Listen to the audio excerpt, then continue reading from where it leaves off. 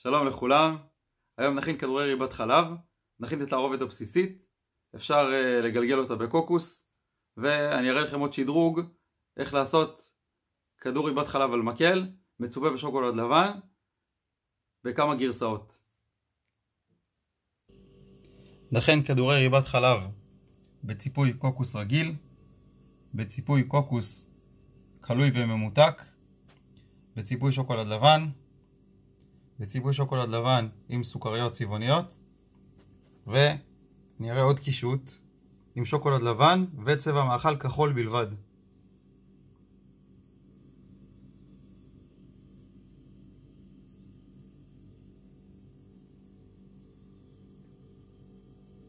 נתחיל בהכנת התערובת של כדורי ריבת החלב. יש לי פה בקערה 50 גרם של חמאה, רכה אפילו חצי נמסה. אפשר גם להמיס אותה לגמרי. אני אטורף אותה טיפה. אני מוסיף לה ריבת חלב. עכשיו ריבת חלב אפשר להוסיף גם ריבת חלב שיותר נוזלית.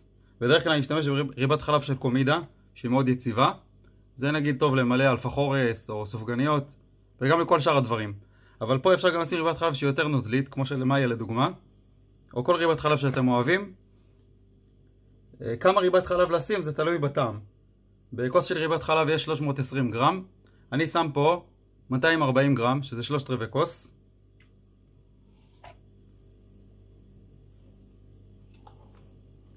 אפשר לשים פחות, אם הטעם מתוק מדי או חזק מדי של ריבת חלב, לטעמכם אפשר לשים פחות. אפשר לשים יותר גם. תראו, אני שימנתי את הכוס לפני טיפה, אז הריבת חלב פשוט החליקה. ואני טורף אותה ביחד עם החמאה.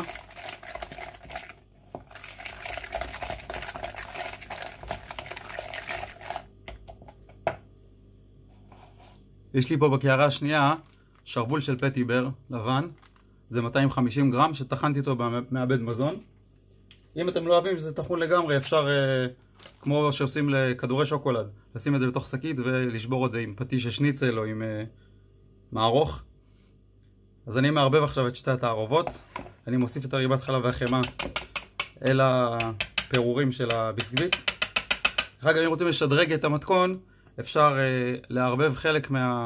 להחליף חלק מהביסקוויטים בביסקוויטים של לוטוס, בערך רבע או שליש מהכמות. אני מעביר את ריבת החלב והחמאה לקערה של הביסקוויטים.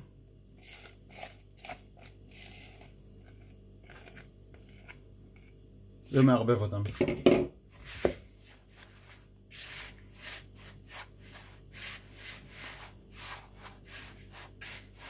וברגע שיודעים מה התפקיד של כל דבר, אפשר לשחק עם הכמויות. אז ריבת חלב, התפקיד שלה להוסיף טעם של ריבת חלב ומתיקות. אז אם רוצים פחות טעם או פחות מתיקות, אפשר להפחית. אחרי שאנחנו מערבבים את זה, מתחילים להוסיף חלב. עכשיו, כמות החלב תלויה בכמה דברים. החלב אמור להוסיף רכות, אז אם ריבת החלב הייתה נוזלית, מוסיפים פחות חלב. ואם הייתה קשה, סמיכה, אז מוסיפים יותר חלב. אתם רואים, מתקבל תערובת כזאת שיבשה יחסית. עכשיו נתחיל להוסיף חלב. אני מוסיף אותו בכפות. נתחיל עם 3 כפות. ואז נראה אם צריך להוסיף עוד.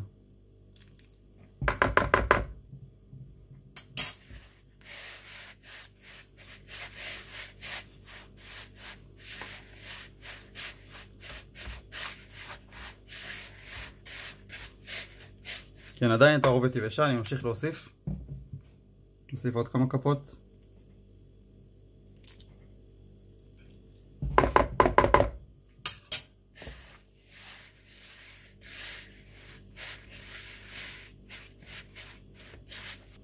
אני עובר לרישה ידנית. אפשר לעשות את זה עם כף גם.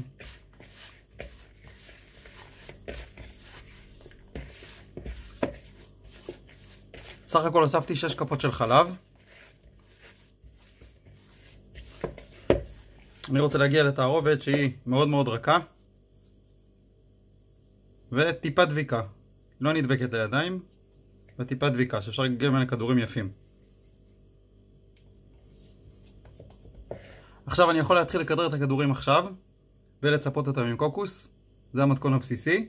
ואני תכף אראה לכם שדרוג כמו הכדורים של השוקולד שעשינו, וציפינו אותם בשוקולד חלב. את אלה נצפה בשוקולד לבן.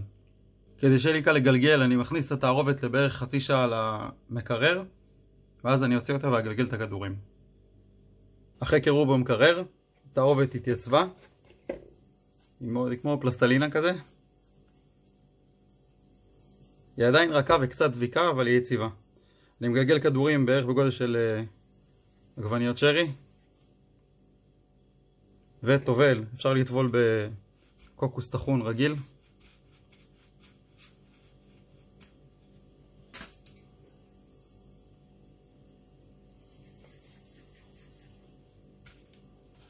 אם הקוקוס לא נדבק לכדורים טוב, אז אפשר טיפה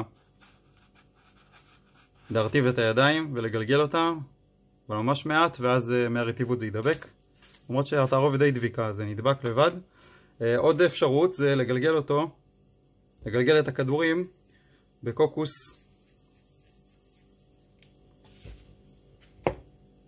זה קוקוס קלוי ממותק. כן, קוקוס קלוי ממותק. אני קצת עוזר לו להידבק.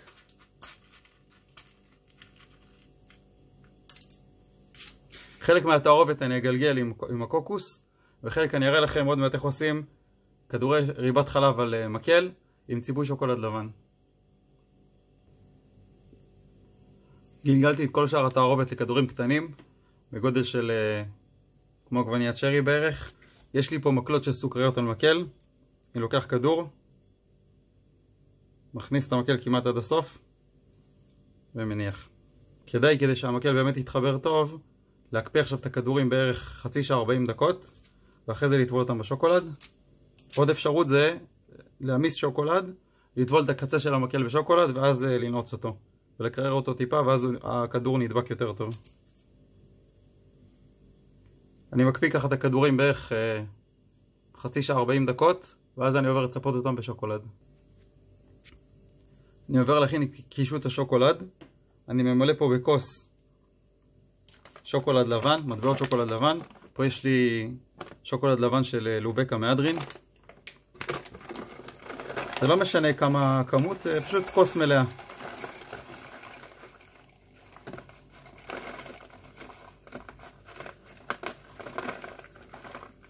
פה יש 300 גרם בערך.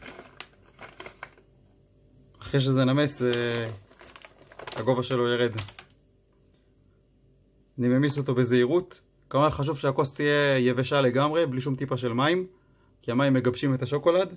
אני ממיס אותו בפולסים במיקרו, או על מעל סיר עם עדים. כי לוקחים סיר עם מים חמים, מעליו שמים קערה, בתוך הקערת השוקולד, וממיסים אותו לאט לאט. זה בעיקר חשוב בשוקולד לבן, כי שוקולד לבן הוא נשרף מהר. זה ממיס אותו לאט לאט. אפשר לעשות את זה גם שוקולד מריר או חלב, אבל אני פחות אוהב עם כדורי ריבת חלב טעם של מריר או חלב. אני עושה עם לבן. לפעמים הטעם קצת מתוק מדי, כן, גם ריבת חלב וגם השוקולד לבן, אז אפשר פשוט לשים פחות ריבת חלב בכדורים עצמם, ויותר חלב.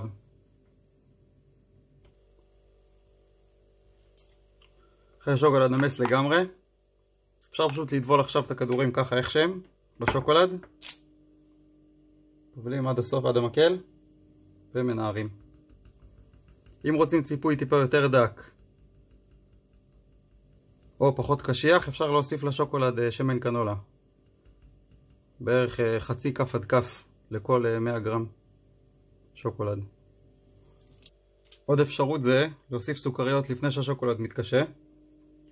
אני טובל בשוקולד.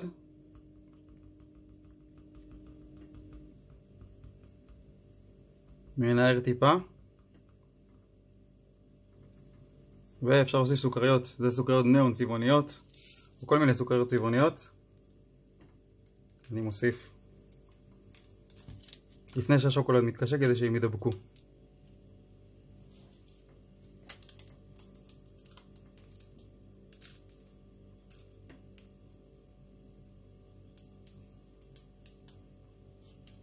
עוד קישוט נוסף, כמו שהראיתי בכדורי השוקולד, אני אעשה פה עם שוקולד לבן. בכדורי השוקולד הראיתי עם 3 שוקולדים. עכשיו אני אעשה שוקולד לבן שצבוע בצבע מאכל.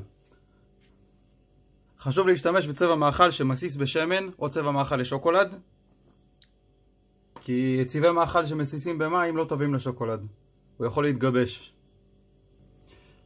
בדרך כלל אני אוהב להשתמש בצבעי מאכל ג'ל, כי מתערבבים יותר טוב, אבל פה אין לי ג'ל אז אני אשתמש באבקה. פשוט צריך לערבב אותה טוב. אני שם מעט אבקה של צבע מאכל כחול ומערבב עם השוקולד הלבן.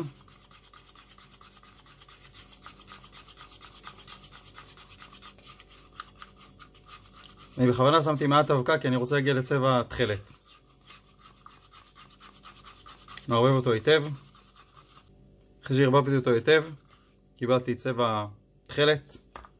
מעביר שקית זילוף.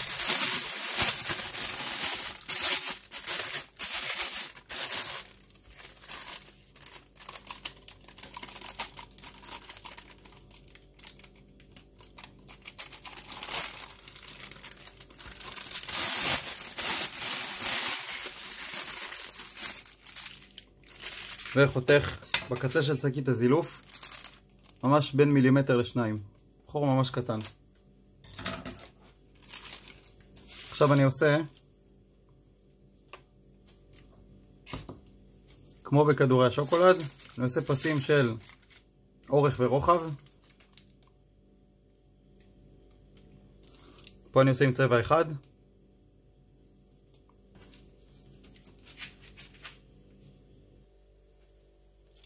אני מכניס כדור על מקל, מכניס אותו פנימה ומוציא אותו תוך כדי סיבוב.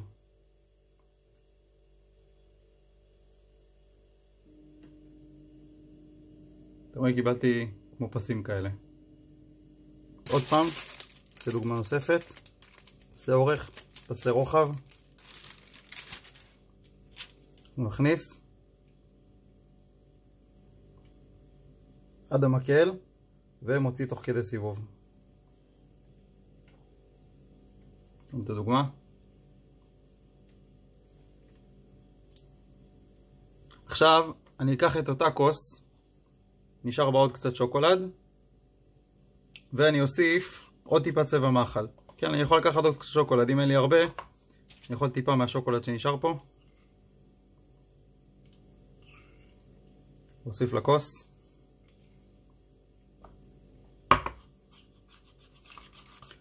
עכשיו אני שם טיפה יותר צבע מאכל כדי שיהיה לי צבע כחול. אז אני אראה בשני צבעים.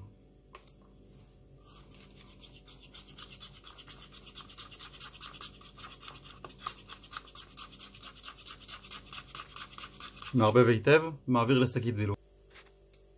העברתי לשקית זילוף. יש לי פה עכשיו צבע כחול וצבע תכלת. אני מזלף פסי אורך של הכחול, פסי רוחב של התכלת. אפשר לעשות אפילו עוד שורה של כחול. עכשיו אני לוקח את הכדור על המקל, הוצאתי מהמקפיא, טובל אותו עד המקל ומסובב. תראו איזה דוגמה יפה יצאה.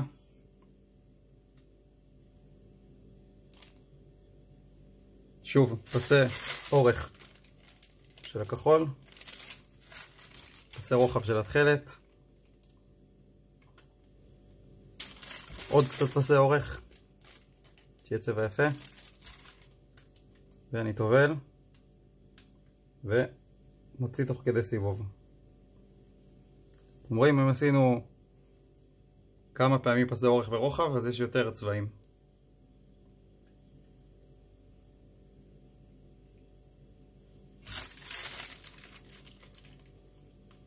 ואני ממשיך ככה, פסי אורך ופסי רוחב, וטובל את כל שאר המקלות שנשארו.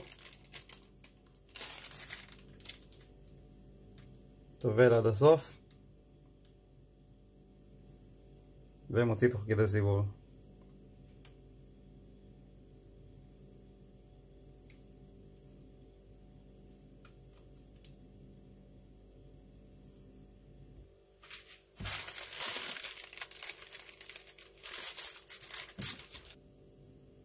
תראו מצבע מאכל אחד, כמה גוונים ואיזה צורה יפה.